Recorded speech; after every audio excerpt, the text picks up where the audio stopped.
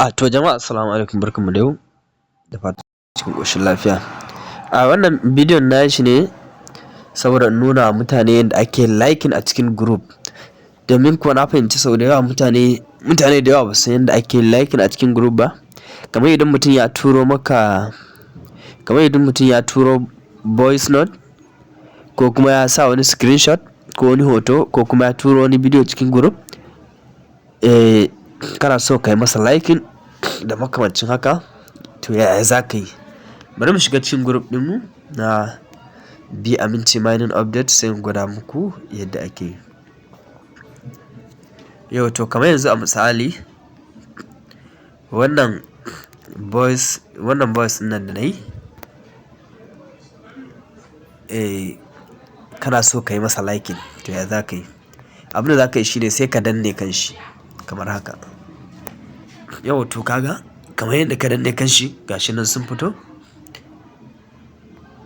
Kaga ga like, love, dariya, kuka ne ko dariya ne? Dariya ne. Gashi nan kuma irin hawaye haka, abin tausayi. Ga kuma wannan ga tutar ƙasar mu Najeriya. To sai ka zaɓi wanda kake so ka sa. Sai ka zaɓi wanda zai yi ga na kuka ma.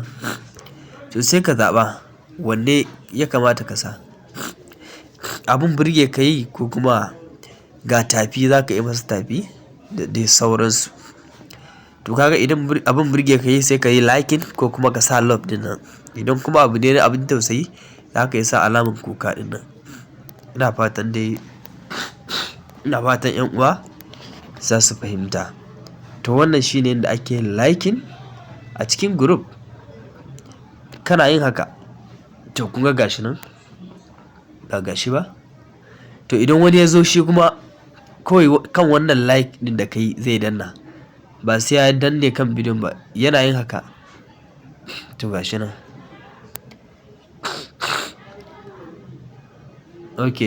Shi ma abin da zai kenan, sai dai in mutane da yawa sun yi, an sassa abubuwan. To duk wanda ya zo shi ma sai ya haka, sai zaɓi wanda yake so sai ya sa. Kun gane? Wannan shi ne yadda ake yin liking a cikin group da dai makamantansu.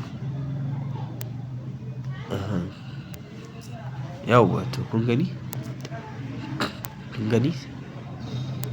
Wannan wani bidiyo ne da wani bawan Allah ya mun magana a comment section a YouTube akan yana neman ƙarin bayani akan bidiyo da na yi na migration.